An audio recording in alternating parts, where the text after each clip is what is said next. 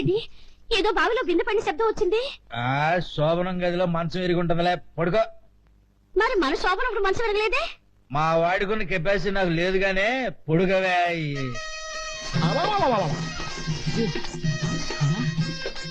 ఏంటి భయ్యా?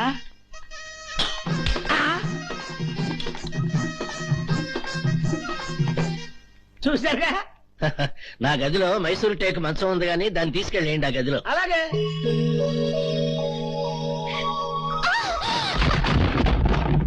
మైసూరు టేకు మంచం కూడా ఇరుగుంటది గానీ నువ్వు పడుకోవే. పాపం దెబ్బలు ఏమైనా తగిలాయేమోనండి. ఎల్లి మందు రాసిరా. ఆ, ఎక్కడికే? మందు రాయడానికి. ఓసి నీ పిచ్చిసి పడుకో.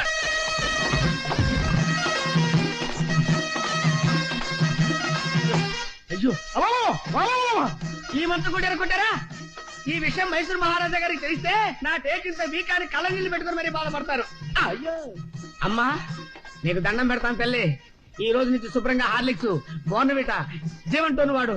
నీ మొగుడు సామాన్యుడు కాదమ్మో, సామాన్యుడు కాదమ్మో. ఏమండే, ఇంకా మన ఇంట్లో గట్టి మంచాలు లేవని మీరేం కంగారు పడకండి. ఈ రాత్రికి పడక గచ్చు మీద ఏర్పాటు చేశా. ఈ రోజు మంచం వేయలేదు కదండి. అదే నాకు అర్థం కాలేదు. కొంపదీసి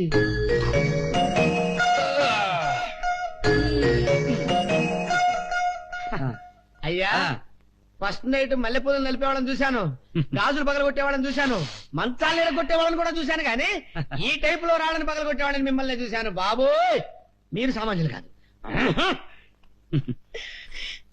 అయ్యో,